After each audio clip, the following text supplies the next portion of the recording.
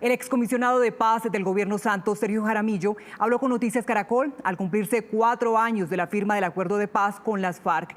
Desde Bruselas, Jaramillo lanzó advertencias sobre el riesgo que corre el futuro de ese acuerdo de seguir la cadena de asesinatos.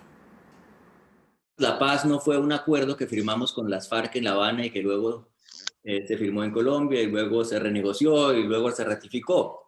La paz es algo vivo, es algo que se construye todos los días. Yo digo, la paz es como un jardín que hay que estarlo cuidando, hay que estarlo regando, y ese jardín no es de Juan Manuel Santos, ni es de los negociadores en La Habana, ni es de los políticos que están a favor de la paz, ni siquiera es de la gente que votó por él. Sí, es de todos los colombianos, es un bien de todos los colombianos que tenemos que cuidar, porque a Colombia se le abrió una enorme ventana y no se puede dejar cerrar. Y hay riesgos grandes. Cuando usted habla de los riesgos, hoy, 4 años después, doctor Sergio, ¿cuáles para usted son esos riesgos y esos fantasmas que hoy acechan al acuerdo de paz? Mire, sobre la implementación del acuerdo, a los 4 años yo creo que uno puede dividir la discusión en 3 partes. Entonces tenemos terminar el conflicto, construir una paz duradera y luego, tercer tema, se requieren unas condiciones que no se negociaron, que son esenciales para que se pueda implementar el acuerdo, que es donde están los mayores riesgos y que va más allá del problema de implementación y que para mí tiene 2 partes: el tema de seguridad y el tema del discurso de reconciliación y de no estigmatización. Entonces me parece que si uno mira esos 3 componentes, va a encontrar que en el primero, terminar el conflicto, realmente eso salió muy bien y está saliendo bastante bien la reincorporación. En el segundo, implementación del acuerdo y no repetición, el balance es más o menos en unas cosas bastante regular y mal en otras. Y en el tercer componente, que son condiciones que hace todo esto posible, el balance francamente es muy malo con el derrumbe de la seguridad en las regiones. Ahí cuando doctor Sergio habla ya del tema de seguridad, básicamente, pues es un tema dramático, porque incluso veíamos hace algunos días una marcha de excombatientes de las FARC que llegaron incluso a Bogotá, que fueron recibidos por el presidente Duque y planteaban eso, que los están matando. Ese matar a los exintegrantes de la guerrilla puede convertirse en un detonante para que muchos de ellos pues abandonen el acuerdo de paz.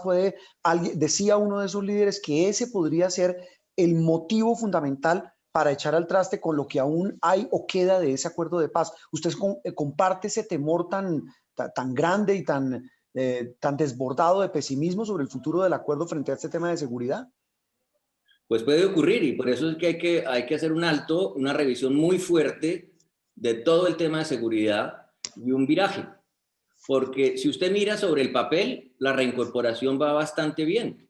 De las cosas que ha hecho bien este gobierno frente al acuerdo de paz ha sido ponerle atención a la reincorporación. Y las cifras que sacaron recientemente son bastante buenas, de un universo de cerca de 14.000 personas que hoy en día están certificadas como que dejaron las armas por parte de la Oficina del Comisionado de Paz.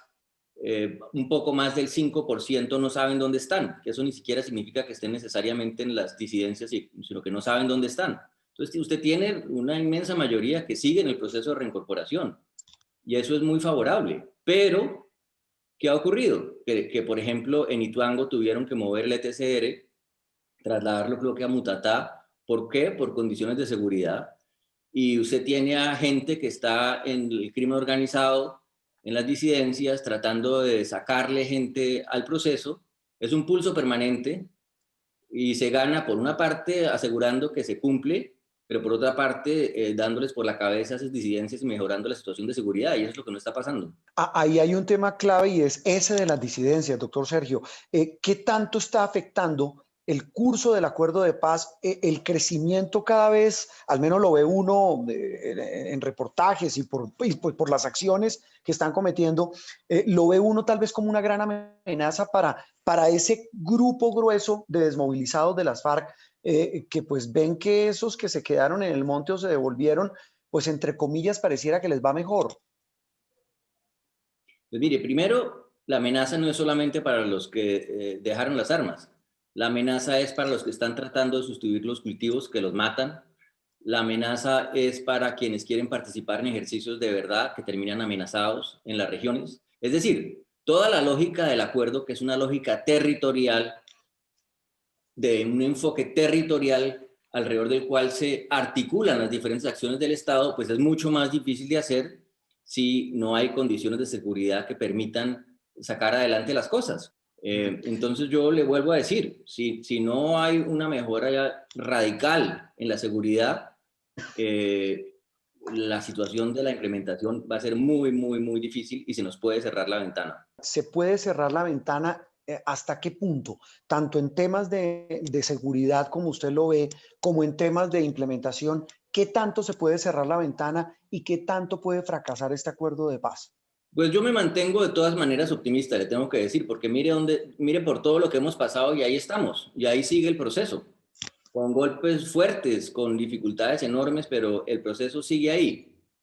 Pero lo primero que usted tiene que tener, Juan Roberto, es una lectura adecuada del momento histórico en el que está, incluyendo una lectura estratégica de qué es lo que está pasando en los territorios. Y lo que me parece a mí que el gobierno no reconoce es que en Colombia había una guerra con las FARC que se acabó y que la naturaleza de la amenaza no es la misma y no puede seguir haciendo lo mismo de antes y pensando que simplemente metiendo tropa al norte del Cauca, por decir algo, se va a mejorar la situación. La amenaza va cambiando y la estrategia tiene que cambiar. Y la incapacidad del gobierno de desarrollar nuevos conceptos frente a esta situación de seguridad es lo que nos tiene como nos tiene, en una situación, diría yo, en casos como el del Cauca, casi que de fracaso del Estado. Pero mire una cosa, doctor Sergio, precisamente sobre ese tema del Cauca, del Catatumbo, de esa degradación en la que está hoy el conflicto armado, el gobierno y también incluso gente que no es del gobierno y que no es afecta al gobierno, le adjudican en buena medida ese crecimiento de esa inseguridad y de ese problema de guerra que perpetúa al narcotráfico que también le adjudican crecimiento al acuerdo de paz, que el acuerdo de paz, en lugar de ayudar a que se redujera o se controlara, lo que hizo fue estimularlo. Lo primero que hay que decir es que la actitud del gobierno no puede ser una como si el narcotráfico fuera una especie de fantasma sobre el que no se puede hacer absolutamente nada y uno se lava las manos y dice, no, es que es el narcotráfico. No, qué pena con ustedes, es que es el narcotráfico, no hay nada que hacer. No puede ser. O sea, así no hubiéramos avanzado jamás en seguridad en Colombia, incluyendo en los gobiernos de Álvaro Uribe. ¿Qué tal que Álvaro Uribe se hubiera puesto a decir en el año 2002, no, es que Pastrana me dejó a 20.000 hombres de las FARC y no hay nada que hacer? No, entonces, lo que hay que hacer es desarrollar unas políticas. Y ahí, le vuelvo a decir, es donde está el problema. Hay que desarrollar una política de seguridad adecuada para esta situación. Y no son los mismos instrumentos de siempre. Digamos, el tema de drogas es obviamente lo que va menos bien de todo el acuerdo. Aprovecho para hacerle unas aclaraciones. Si usted mira la curva de las hectáreas en Colombia, sí, realmente el renovado crecimiento comenzó antes de que se comenzara a negociar el punto de drogas. Comenzó en el punto de quiebres en el 2013. Del 13 al 14 se incrementan el 50% las hectáreas y ahí vuelven a subir. Y uno puede tener una discusión alrededor de eso, por qué ocurrió. Como siempre en Colombia es muy difícil, todavía no entendemos muy bien cuáles son los incentivos. Lo que sí le puedo decir, que es lo que ha dicho mucha gente, en particular del Centro Democrático, es absolutamente falso, que es que en el acuerdo se pactó que se le iban a entregar unas platas y unas mensualidades a los cultivadores. Eso es falso, eso no está en el acuerdo de paz. Que se iba a anular la fumigación y que se habló con las FARC en La Habana de que no se iba a fumigar. Eso es absolutamente falso. Con las FARC jamás hablamos en La Habana de que no se iba a fumigar. Es más, como resultado de la renegociación, dejamos explícito y por escrito que el Estado se reservaba el derecho a asperjar.